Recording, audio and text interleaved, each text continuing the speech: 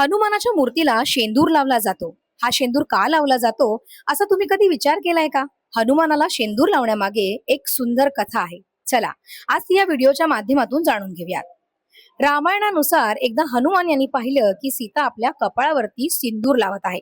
तेव्हा हनुमानाने त्यांना विचारलं, हे माते, तुम्ही हे सिंदूर का लावताय? सीतेने उत्तर दिलं की मी हे सिंदूर माझ्या पती राम यांच्या दीर्घायुष्यासाठी आणि त्यांच्या मांगल्यासाठी लावते. हे ऐकून हनुमान खूपच प्रभावित झाले.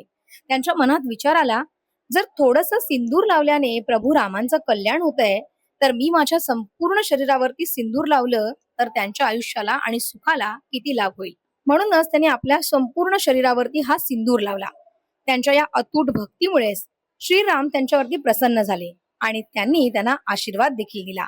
सिंदूर अर्थातच पुढे झालेला शेंदूर हा भक्ती, त्याग आणि निस्वार्थ प्रेम याचं प्रतीक आहे. हनुमानाची रामावरील अखंड श्रद्धा हे शेंदूर दर्शवतं. म्हणून आजही मंदिरात हनुमानाच्या मूर्तीला शेंदूर लावला जातो. विशेषतः मंगळवारी आणि शनिवारी हनुमानाला शेंदूर लावतात.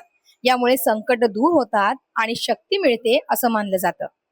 हनुमानाने प्रभू रामांवरील अपार प्रेम आणि भक्ती दाखवण्यासाठी संपूर्ण शरीरावरती शेंदूर लावला. म्हणून आजही त्यांना शेंदूर अर्पण करण्याची ही परंपरा आहे. तुम्हाला हा व्हिडिओ कसा वाटला नक्की कळवा. आवडला असेल तर लाईक करा आणि अधिकाधिक शेअर करा.